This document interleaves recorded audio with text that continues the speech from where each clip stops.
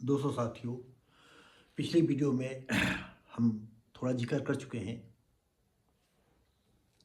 अतुल सुभाष की।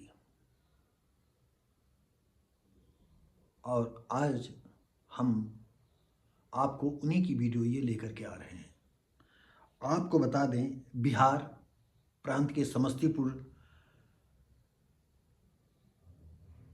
जिले के निवासी ये रहने वाले थे।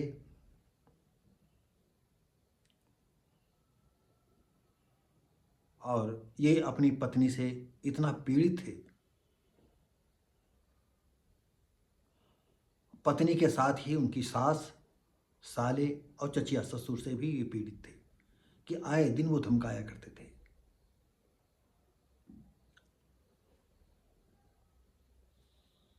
आपको बता दें, ये बंगलुरु में शादी कर मतलब नौकरी करते थे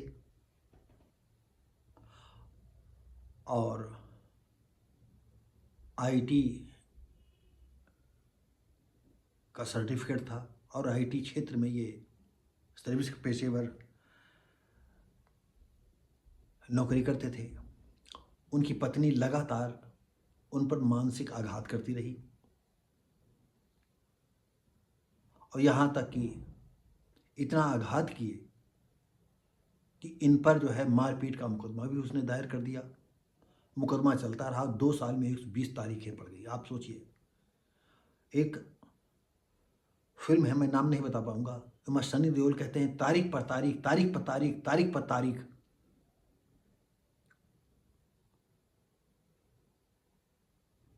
तो ये 2 साल में 120 तारीखें पढ़ना जो है, इसका मतलब क्या है?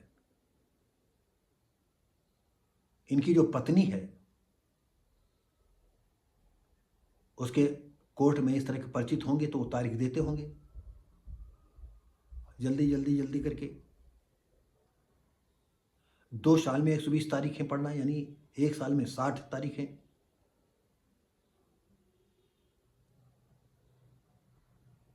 6 पंचे 30 यानी हर छठे दिन, 7वें दिन तारीख पड़ रही है।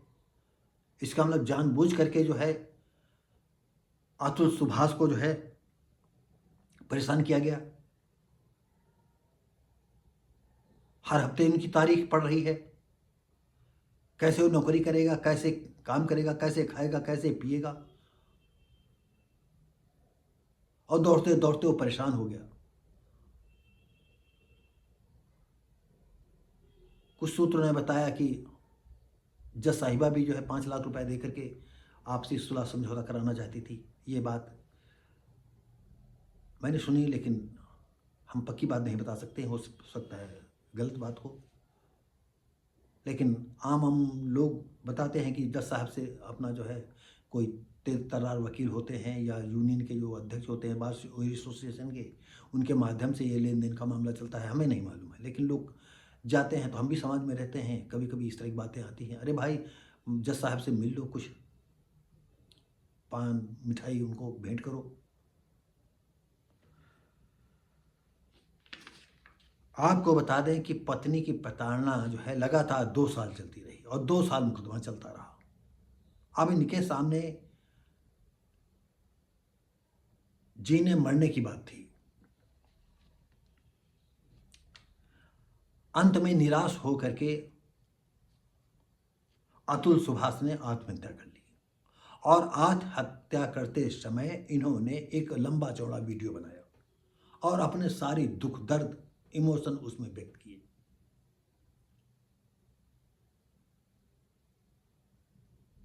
और करीब एक आपको और बता दें, करीब करीब 40 पेज का उन्होंने सुसाइड नोट लिखा। मतलब हफ्तों पहले उनकी वो जिंदगी से हार गए थे, लेकिन ये अच्छा किया कि अच्छा तो नहीं किया क्योंकि उन्होंने सुसाइड कर लिया, लेकिन क्या करते? 40 पेज आदमी एक दिन में तो नहीं लिखेगा। हाँ, ये है 24 घंटा लगातार जुटा रहे तो, या बहुत स्पीड से लिखेगा तो हो सके 2 4 6 घंटे में लिख मारे।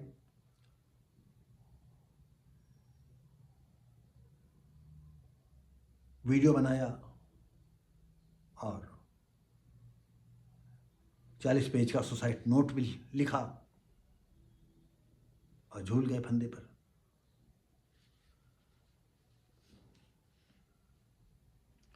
और उस सुसाइड नोट में उन्हें सास, साले और चचिया ससुर को उन्हें मुलजिम, अपनी पत्नी को सहित जो है मुलजिम बनाया।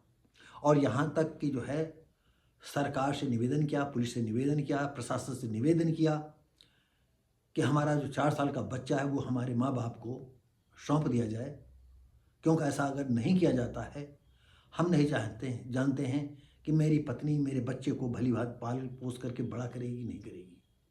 देखिए, मरने के समय भी अपने बेटे के लिए एक बाप जो है किस तरह से गुहार प्रशासन से लगाता है। कितनी करुणा की स्थिति है कि वो चाहता है कि बच्चा हमारे माँ बाप के संरक्षण में हो सकता है बड़ा होकर के कुछ कामयाब इंसान बन जाए या कहीं लाइन से लग जाए। लेकिन पत्नी जिस तरह से रवैया अपनाए हुए है, पत्नी कभी भी हमारे बच्चे को जो है, लेकिन क्या कहें, हमने कई माँओं को देखा है कि बच्चों की मांगों को पूरा करती रहती हैं और वो बच्चे बिगड़ते जाते हैं। माँ सोचती हमारे पास पैसा है और हम बच्चे को आसमान की बुलंदी पर पहुंचा रहे हैं। हम कई ऐसे बच्चे देखे हैं और कई ऐसे भी बच्चों को देखे हैं कि उनके बाप ने खुल्लम खुल्ला कहा कि तुम्हारी माँ सबसे बड़ी तुम्हारी दुश्मन है। लेकिन बच्चा भी इसलिए नहीं सोचता है कि अब इस समय जो है बिन मांगे उनको पैसे मिल रहे हैं, जहाँ चाहना चाहता है जहाँ जाता है। ऐसी सिचुएशन में अतुल सुभाष को ये लगा कि अगर मर जाऊंगा तो मेरा खून जो है, मेरा बच्चा है, मेरा बेटा है, वो कैसी ज़िंदगी गुजर बसर करेगा। इसलिए उन्होंने शासन, प्रशासन, कानून से मांग की कि हमारे इस बच्चे को मेरे माँ बाप को दे दिया जाए, क्योंकि हमारी जो पत्नी है, क्योंकि बाद में मरने के बाद पत्नी कहाँ रहेगी, वो मेरे बच्चे की परवरिश सही कायदे से नहीं कर पाएगी। हो सकता है उन्होंने कुछ अंदरूनी और विषयों पर उन्होंने वार्तालाप या सुसाइड नोट में लिखा हो, नहीं लिखा हो, हम नहीं बता सकते हैं कि उसकी आदतें गलत थीं, शराबी थी, कबाबी थी, इस विषय में हम नहीं कह सकते हैं। ये जरूर कोई ना कोई तो ऐसा मामला होगा जिसकी वजह से जो है उन्होंने अपने बच्चे की कस्टडी, क्योंकि माँ से कस्टडी ज़्यादा और किसको अच्छी लगती है। लेकिन अगर माँ ही चरित्रवान ना हो या गलत हो तो बच्चे का फ्यूचर क्या होगा, ये सोच करके अतुल सुभाष ने कानून और प्रशासन से बच्चे की सुपुर्दगी अपने माँ बाप को करने के लिए कहा है। अब प्रशासन क्या करेगा इसके विषय में हम नहीं बता सकते, क्यों कानून के टेढ़े मेढ़े आज जो है देश में नए कानून बनाने की या जन्म होने की संभावनाएं व्यक्त की जा रही कि सरकार कुछ ऐसे कदम करे कि इस तरह के लोग, जैसे हमने बताया इसी तरह का एक और जो है कर्नाटक का मामला था, उसने भी जो है 3 साल शादी हो गए थे, 3 साल में बच्चा नहीं हुआ और उसका बाप उसको धमकाया करता था 14-14 मिनट। वो सोचता है जिंदगी कैसी ज़िंदगी मिल गई है, हम क्या पूरी ज़िंदगी इस पत्नी के साथ रहेंगे जो पूरी ज़िंदगी हमको जो है कांटों भरी गुजारेगी, इससे तो मर जाना अच्छा है। और वो बेचारा वो भी मर गया। ये दूसरा कांड। पहला कांड यही है जो हम आपको सुना रहे हैं। इसके पहले हम एक वीडियो बना चुके हैं बंगलुरु का, वो पुलिस कांस्टेबल था, इन्होंने भी चचिया ससुर वगैरह को आरोपी बनाया और आत्महत्या करने में मुख्य भूमिकाओं का जो है वजह बताई कि यही लोग हैं।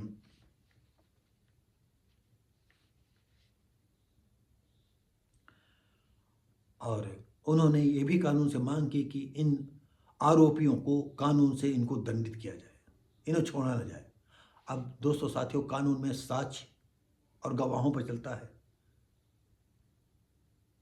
क्या साक्ष्य इतना पर्याप्त होंगे, हम नहीं कह सकते हैं। कानून की पेचीदगियां हम नहीं जानते हैं कि कैसी हैं। आपको बताएं कि जब वहां उन्होंने आत्महत्या की, पुलिस प्रशासन की देखरेख में उनका पोस्टमार्टम हुआ, उन्हीं की देखरेख में उनकी अंतिम क्रिया की गई कौन उनकी अंतिम क्रिया में शामिल हुआ हमें नहीं पता है। लेकिन जब उनकी अस्थियां बिहार के एयरपोर्ट पर उतरती हैं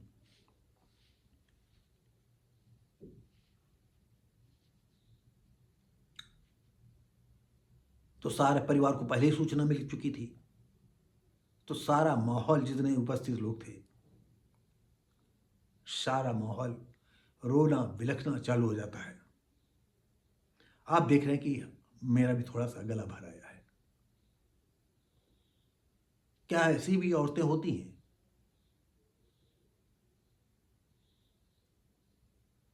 मैं बहुत छोटा था, एक किस्सा आपको बताया। एक युवा लड़की के एक बच्चा पैदा हुआ और उसका एक नाजायज संबंध था। रात में मिलने का वादा। ये हमारे यहाँ एक रामलीला होती थी, भागवत या इस तरह की, उसी में एक कथा चलती है। तो कथा में वर्णन होता है उसका, मुझे वो कथा आज भी याद है। उसी की कथा का मैं वर्णन यहाँ जिक्र कर रहा हूँ। जैसे ही पत्नी बच्चे को सुला करके उठती है, दूध पिलाती है और चल देती है, तो बच्चा अचानक चीख पड़ता है। इस तरह से कई बार उठी, कई बार रोया, कई बार चिल्लाया, कई बार सुलाया। उसे देर हो रही थी कि ऐसा ना हो कि कहीं हमारा प्रेमी चला जाए। फिर उसने क्या किया, जैसे बच्चा चीखा तो उसने गर्दन में चप्पल ली, गर्दन चपा दी। और जब बच्चा मर गया तो अपने प्रेमिका के साथ, यानी प्रेमी के पास पहुंच जाती है। वहाँ रंगरेलियाँ मनाती है, लौट करके आती है, हाय मेरा बच्चा, हाय मेरा बच्चा। हम नहीं बता सकते ये सत्य घटना है, ये झूठी है, लेकिन इस कहानी से तालमेल खाती हुई ये घटना है, आप अच्छी तरह समझ सकते हैं। उसने ये भी अपने सुसाइड नोट में लिखा था कि अगर मुझे सही न्याय मिलता है तो मेरी इन अस्थियों को विसर्जित किया जाए गंगा नदी में, ये जहाँ विसर्जित की जाती हैं। अगर हमें न्याय न मिले तो सामने वाले गटर में हमारी अस्थियों को फेंक दिया जाए। कितनी वेदना से उसने सुसाइड नोट लिखा होगा। और ऐसे कितने पुरुष हैं जो अपनी पत्नियों से पीड़ित हैं। हमें लगता है कि दो चार घर छोड़कर का हर पांचवी की कहानी है ये। पता हो सकता है कि हम गलत कहते हों, लेकिन मुझे ऐसा लगता है कि ऐसा है। वहां बंगलुरु की पुलिस ने जो है पत्नी, सास और साले को गिरफ्तार करके कोर्ट में पेश किया। आपको बताएं, पत्नी निकिता सिंघानिया को हरियाणा के गुरुग्राम सेक्टर 57 से के रेलवे विहार स्थित पीजी से, जबकि सास साले को निशा और अनुराग सिंघानिया को प्रयागराज की। आपको बता दें कि ये तो सब चल चुका था कि वो आत्महत्या कर लिया। रात में 11-12 बजे जो है ये फरार होने के चक्कर में माँ बेटे, यानी इसके अतुल सुभाष के सास और साले मोटरसाइकिल से निकलते हैं। तो मीडिया कर्मी अलर्ट थे। घर के बाहर भी कोई चौकसी लगा रखी थी। उन्होंने सोचा अगर घर के बाहर मीडिया वाले इकट्ठा हो जाएंगे तो हो सकता है वो न निकले। और जिन रास्ते से निकलना था उन रास्तों पर मीडिया कर्मी खड़े थे। और जैसे ही ये गए, संभव है कि कोई ना कोई अपना आदमी लगा रखा होगा। ये घर से निकलते हैं, उन्हें फ़ोन कर दिया जाता कि इस रास्ते से आ रहे हैं। उन्हें रोकते हैं, वो कहते कहाँ जा रहे हो? तो उन्होंने कहा माँ की तबीयत खराब है इसलिए हम अस्पताल लिए जा रहे हैं।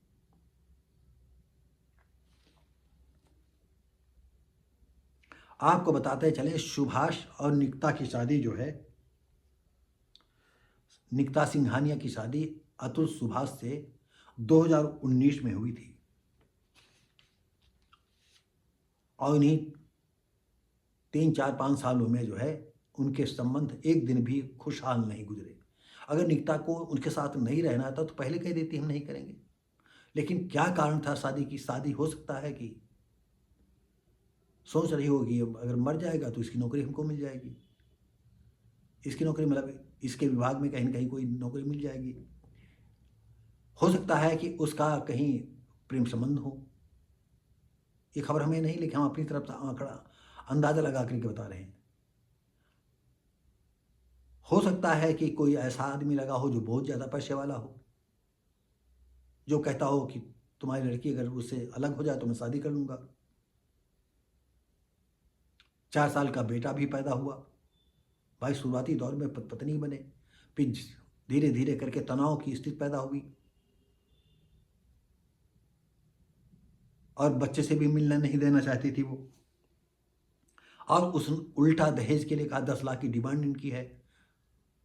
और उसने ये भी लिखा कि 10 लाख की मांग भी की दहेज की, और मांग पूरी न होने पर उसे प्रताड़ित करना, मारपीट करना, गाली गलौज करना, जिससे पिता को आघात पहुंचा और पिताजी मर गए। ये भी उन्होंने ब्लेम लगाया उसकी निकता बीबी ने। अतुल शराब पी करके 16 अगस्त 2019 को मायके पहुंचा और मायके में ही मारपीट की। जो शराब पी करके मारपीट करता, ये सोचनी बात है। अब पुलिस कैसी करेगी, किसके साथ करेगी, ये तो पुलिस के ऊपर है। और उसके 2019 से जो है, मतलब ये बताया कि उन्होंने जो 2019 में वो बराबर जो थोड़े दिन के बाद वो मायके में रह रही हैं। क्या मामला है? तो दोस्तों साथियों, ये बहुत ही सोचनीय बात है। आपको बता दें, ये आने वाले समय में जितने लड़के शादी करना चाहते हैं, होशियार हो जाए। नहीं, उनकी ज़िंदगी कितना घिरेगी इसका अंदाज़ा इसी से लगा लीजिएगा। तो दोस्तों साथियों, आप देख रहे हैं व्हाट्सएप भारती, मैं हूं शिव भारती पासी। यदि ये वीडियो अच्छा लगे तो लाइक शेयर कमेंट करें, सब्सक्राइब करें, बेल आइकन दबाएं, और ज़्यादा अच्छा लगे तो अपने यार दोस्तों को भेजें। मेरी तरफ से निवेदन करते हुए उनसे लाइक शेयर कमेंट करते हुए सब्सक्राइब और बेल आइकन दबाने के लिए ज़रूर कहें, जिससे हमारे विचारों से आप भली भांति अवगत हों। हम जानते हैं कि जो आदमी पूजा पाठ करता है वो मेरी बातों को पसंद नहीं करेगा। हमने आपको बताया मैं कितना पूजा पाठ करता था और हमारे साथ क्या हुआ है, फिर कैसे जो है आज आपको बता दें। हम जो पूजा पाठ करता है, मंदिर का पुजारी भी मरेगा और मैं भी मरूंगा। अगर पूजा करने वाला, भगवान की आराधना करने वाला, उसे अमृत को प्राप्त हो तब तो ठीक है, और नहीं तो जब हमें मरना उसको भी मरना है तो हमारी समझ में नहीं आता ये पूजा पाठ करना कौन सा ढकोसला है। इसको आप बुरा समझते हैं, आप समझें। हम इस आडंबर से अलग हो गए हैं, फिर भी हम समाज के साथ चलना चाहते हैं। तो दोस्तों साथियों,